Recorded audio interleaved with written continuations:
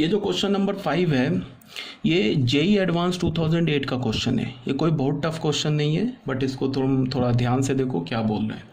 देखो कि JEE advance में सिमेट्रिक और स्क्यू सिमेट्रिक ट्रांसपोज, इस पे इसकी डिफ़िकल्टी लेवल क्या होती है मैक्सिमम, ये देख लो। ये क्या बोल रहा है, let A and B a 3x3 matrices of real number. बोल रहा है कि हमारे पास एक मैट्रिक्स ए है, दूसरा मैट्रिक्स बी है, ये 3x3 ऑर्डर का मैट्रिक्स है और इसके जो एलिमेंट्स हैं ना वो रियल नंबर्स हैं, ठीक है। Where A is symmetric and B is skew symmetric. A जो हमारा सिमेट्रिक मैट्रिक्स है, बी जो है हमारा एक स्क्यू सिमेट्रिक मैट्रिक्स है। और गिवन क्या है, A plus B into A minus B is equal to A minus B into A plus B. एक तो ये डेटा गिवन है। दूसरा क्या बोल रहा है, A B transpose is equal to -1 to the power K into A B, ठीक है, ये दूसरा डेटा गिवन है। फिर यहाँ क्या बोल रहा है, वेयर ए बी पे power dash is the transpose of the matrix A B, ठीक है। देन पॉसिबल वैल्यूज ऑफ के, तो के का पॉसिबल वैल्यूज क्या है। तो हम क्या करेंगे, हमारे पास जो सबसे पहले जो गिवन है उसको हम एक जगह लिख लेंगे। तो देखो गिवन क्या है हमारे पास, सबसे पहले जो गिवन है, जो भी गिवन है उसको लिख लेते हैं। सॉल्यूशन 5 करते हैं। हमारे पास क्या गिवन है, पहले तो A plus B into A minus B is equal to A minus B A plus B. एक तो ये डेटा गिवन है, ठीक है।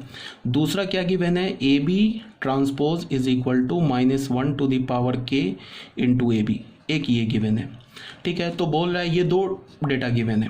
और तीसरा भी है, ए और B matrices of A is a symmetric, ठीक है। ए जो हमारा एक 3x3 ऑर्डर का मैट्रिक्स है और ये एक सिमेट्रिक मैट्रिक्स है, ये भी गिवन है क्वेश्चन में।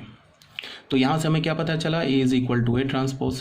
फिर बोल रहा है कि बी जो है ये भी 3x3 ऑर्डर का है, बट ये स्क्यू सिमेट्रिक है। ये क्या है हमारा, स्क्यू सिमेट्रिक है। तो यहाँ से हमें क्या पता चल गया, B is equal to -b transpose. Clear है ना यहाँ पे। तो ये पूरा डेटा हमारे पास क्वेश्चन में गिवन है। तो बोल रहा है कि देन पॉसिबल वैल्यूज ऑफ के, तो ये जो के है ना यहाँ पे के, इसका पॉसिबल वैल्यू पूछ रहा है, यहाँ पे गिवन है क्या है। ये जेई एडवांस 2008 का क्वेश्चन है।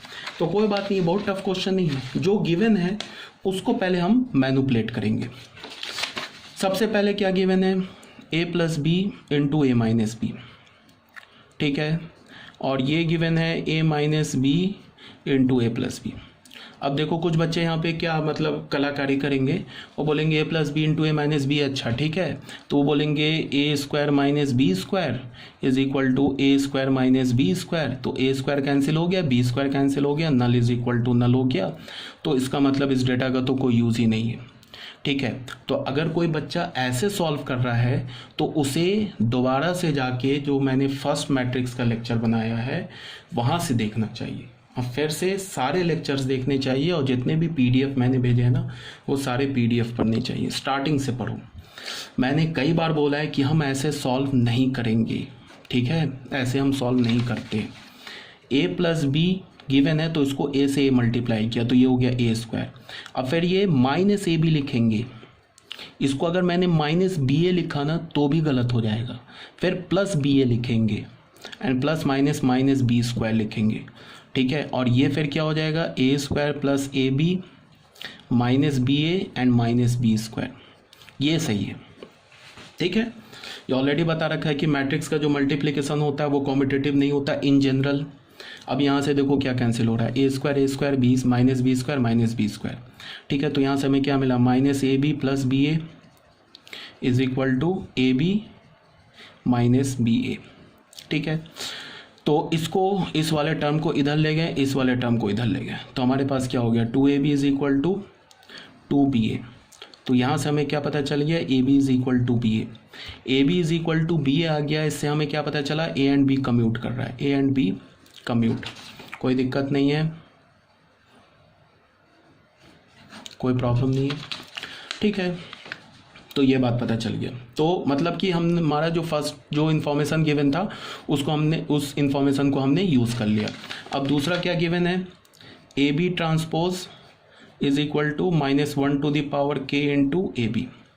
तो अब यहाँ पे रिवर्सल लॉ लगाएंगे तो B transpose A transpose is equal to -1 to the power K A B. तो ये क्या हो जाएगा, सिमेट्रिक है ए और बी, तो ए ट्रांसपोज को तुम ए और बी ट्रांसपोज को बी लिख सकते हो। तो ये किसके इक्वल हो जाएगा, देखो ये हो जाएगा B A is equal to -1 to the power K into A B. अब बी ए किसके इक्वल है, बी ए यहाँ से ए बी के इक्वल है, तो A B is equal to -1 to the power K into A B. तो हमें ये मिला। अब तुम बताओ इसको ट्रू होने के लिए, इसको ट्रू होने के लिए क्या होना होगा, ये बताओ। अगर ये इंफॉर्मेशन अगर ट्रू है तो यहाँ से हमें क्या पता चलेगा, क्या हम कंक्लूजन ड्रॉ कर सकते हैं। अच्छा, तो ये सोचो क्या कंक्लूजन ड्रॉ कर सकते हैं।